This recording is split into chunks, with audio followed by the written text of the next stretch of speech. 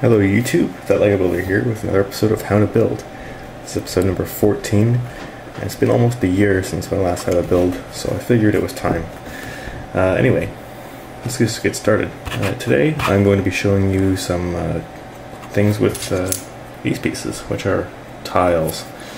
And I see far too often people who use tiles ineffectively in their MOCs. But it does not have to be this way. So, what I'm going to be showing you today is different ways that you can use tiles in your MOCs. And I'm going to be using 4 different examples of ways you can use tiles. But first I'm going to show you the way that I see most people do tiles, which is you go to the Lego store, you pick up a whole bunch of these gray tiles or dark tan or dark gray tiles from the pick-a-brick wall, and you get home and you say, I'm going to put all of my tiles down. And tiles are some of my favorite pieces. And I'm not saying that this isn't a bad way to use tiles, but there's a time and a place to be doing tiles just like this. So I would use this kind of technique, just laying the tiles out straight flat like that in a setting like a space laboratory or a clone base maybe, but certainly not in everyday usage or not in every MOC. So you can just cover a whole floor in these guys if you have enough tiles. But yeah, so there's that. So the first thing I'm going to be showing is this, which is making patterns using tiles.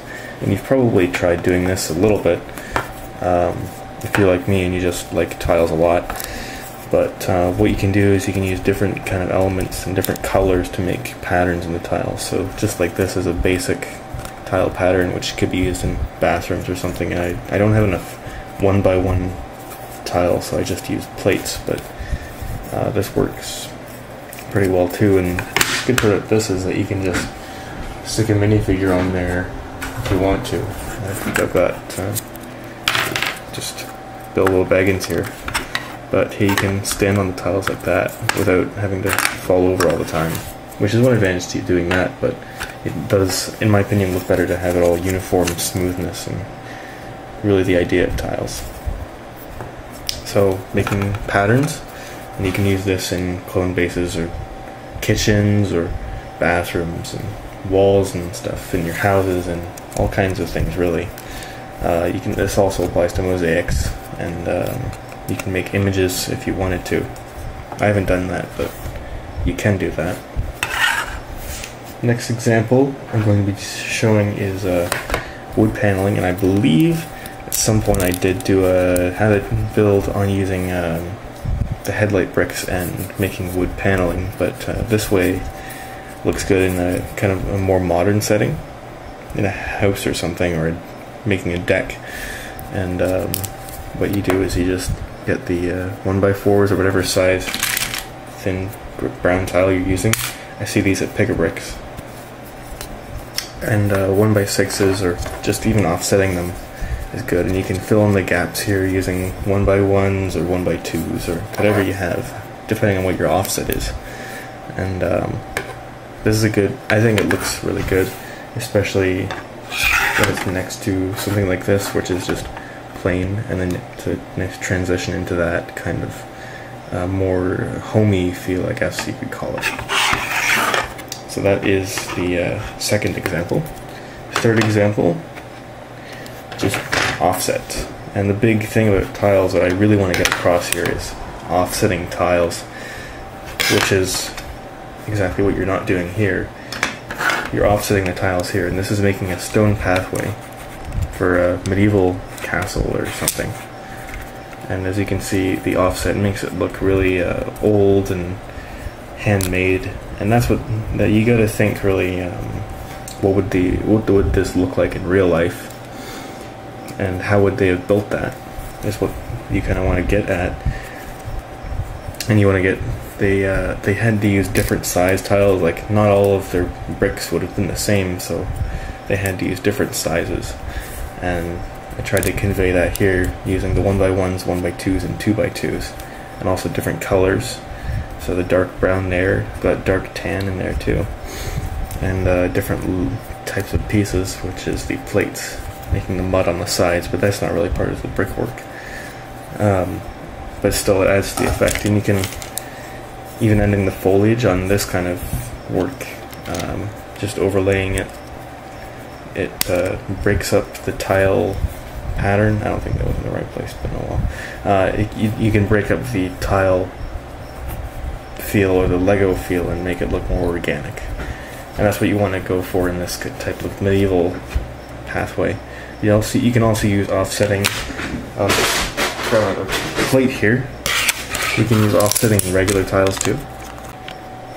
Sorry about that. That was a little interruption, but anyway, I was saying that you can use offsetting tiles in any sort of MOC, but I think it looks really good in medieval MOCs.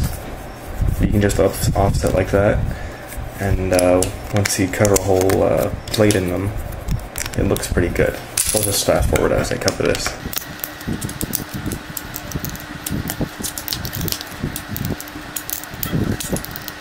Okay, so we're back, and you can see, you just look across like that.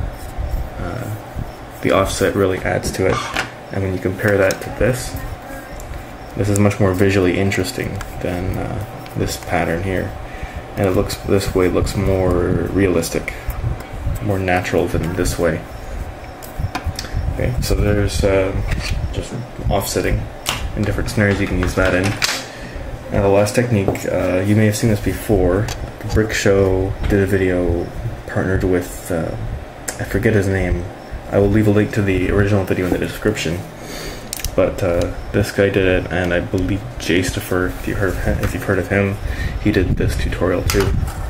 But this is tiles which have grout in between them, so like kitchen tiles or bathroom tiles. And this is a very specific scene that you would use these, and this is it's time-consuming and parts-intense technique. So I wouldn't use it because I don't have many of these pieces. This has exhausted my collection of light gray jumper tiles. But you can, if I take all of these top tiles off and compare them, you can see where the technique comes from. And in the video you can see exactly how to do this. But you basically have regular tiles like this, like in this pattern, except you replace these pink tiles with jumper plates. And you have to have tiles where you just leave these gaps. And each tile has a centerpiece like that, and you just put that on the jumper plate. And then you get those all put on there, and you line them up with a flat edge, like a ruler or a credit card or something, just like that. And then it gets it all nice and even and smooth. And then you get a nice color, a bit of color in between them that you can see. If you use, especially if you use different colored tiles, I've just used the same colors, but if you use something like, sorry for the camera bumping, if you use just dark gray instead of light gray, which is the same color as the bottom, which I probably shouldn't have done, but you can get the idea of this technique. There we go. And you can do that, and you can see there's a little bit of color in between them, and that's the grout. So that is all the tile techniques that I'm going to show you today, and there are more, obviously.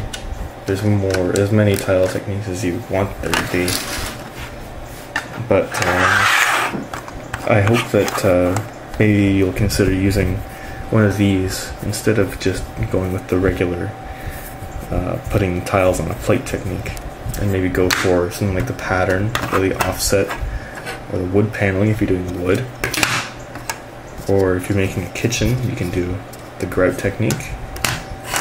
Or if you're making a castle, you can use this offset different size technique. So I hope this helped. First how to build in a while, almost a year. So thank you for watching. Please remember to comment what you want to see in the next how to build, and stay tuned to my channel for possible updates and things that I'll be uploading. Thank you for watching, and happy building.